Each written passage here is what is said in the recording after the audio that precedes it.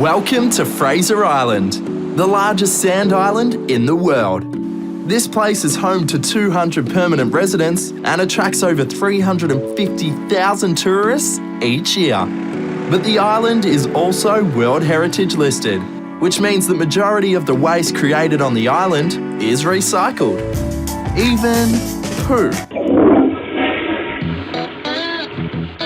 Oh, Adam, I'm so nervous. Poo, really? Lots and lots of poo. Poo everywhere. And it's spraying everywhere. Just don't breathe it in. Or get it on your clothes. It's a bit smelly. Yes. So this is what we call the poo farm.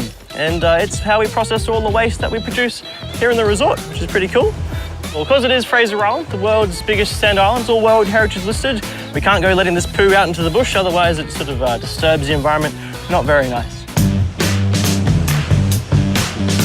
So talk us through the process from the first flush of the toilet until it gets right to the end, and we can use it on the plants. Back in the hotel room, you'll do your business on the loo, you'll press that button, and then the series of pipes takes all the poo to a little pump, and that pumps it up to the hill and into that big first tank behind us. Now that goes through a series of little grates and sieves, and these little grates, they'll take out all the debris that's in the sludge. So sticks and things you don't want, stuff that you don't want in your poo. Makes me quite concerned that there are sticks in that poo. That's why we don't want them there. Yeah. And then it goes through a finer sieve, and that fine sieve will pick out all sort of fine things like cotton buds and earbuds and things that you don't want in your poo as well. And then eventually it'll get to these nice big aeration tanks. And then that's actually where you separate the moisture from the poo itself, isn't it? Oh, pretty much. So there's two types of matter in this tank. So we've got the thick sludge, and then we have the liquid on top. Now the liquid on top, that will stay in this tank for about 3 days, and then we'll siphon it off and move it to a nice big holding tank over there. And all the other sludge, it will stay in here for up to about 40 days at a time, and it'll slowly get broken down by bacteria, and then we sort of squeeze all the water out from there.